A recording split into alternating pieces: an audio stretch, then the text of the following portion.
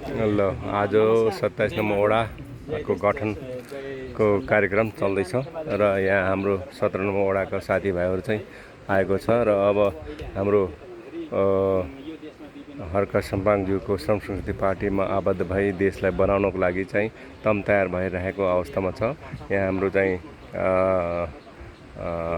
केन्द्रका अनि हाम्रो गण्डकी प्रदेशका साथीहरू,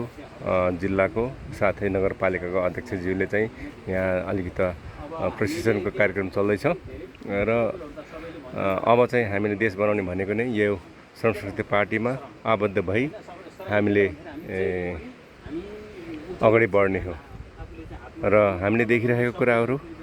हाम्रो हर्क सम्पाङज्यूले जस्तो बोले पनि जे बोले पनि उहाँले ब्याकग्राउन्ड हेर्नुपर्छ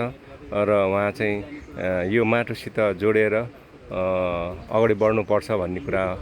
उहाँले चाहिँ प्रष्टै सम्पूर्ण देशवासीहरूलाई सूचना दिइसकेको छ। यति मात्र नभए देश विदेशमा पनि उहाँहरूको चर्चा भइरहेको छ। काम गर्ने भने देशमा चाहिँ प्रधानमन्त्री बनेर काम गर्ने व्यक्ति भनेको नै हर्क सम्पाङज्यू भनेर चाहिँ भनिसकेको अवस्था छ। त्यसले गर्दा हामीले कुनै सामाजिक सञ्जाल र भिडियो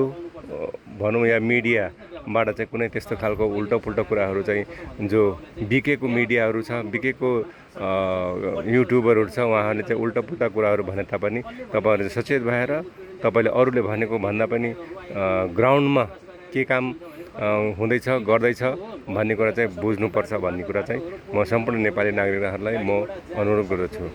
र अब देश बनाउनको लागि हामी तम तयार भएर चाहिँ हरेक स्थानीय तहदेखि लिएर हामी सम्पूर्ण नेपाली नागरिकलाई अगाडि हामी अगाडि बढ्नु पर्छ भन्दै सम्पूर्णलाई जय माटो।